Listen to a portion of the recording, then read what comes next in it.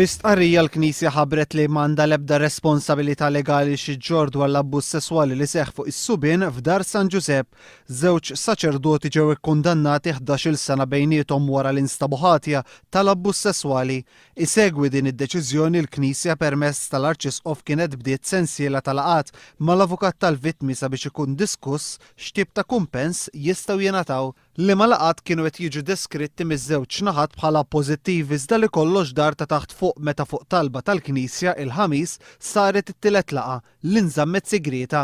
Lawrence Grech fisem il-vittmi qal lil One News li l-Arċisqof ta' Malta ma kienx preżenti għal din il-laqgħa. Il-tielet laqgħa għamilha fil-moħħbi, jiġifieri segreta ġo post jiġifieri ħadd ma kien jaf, għax aħna stess ma konna nafu. U flok maru ġifieri jindirizza lill-avukat tiegħi jbagħt żewġ avukati oħra. Il-Knisja ħabbret li l-unika kumpens li ser tkun qed toffri lil vittmi tal-abbuż sesswali huwa li twaqqaf struttura bi professjonisti fil-qasam psikoloġiku, psikjatriku u soċjali ħalli tgħin lill-vittmi.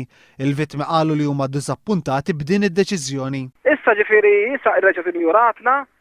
Fimtni aħna ma bitt, mela aħna mmorru qudiem l-isqof. Joqgħod ħafna biki joffrina l-pastizzi u skużi u mhux skużi, u mbagħad laqas x'ismu laqas naqra rimors ma jagħti. Il-kumpens li taw dioċesi oħra barra minn Malta jvarja minn 5,000 euro għal kważi €1,000,000 lil kull vittma tal-abbuż sesswali.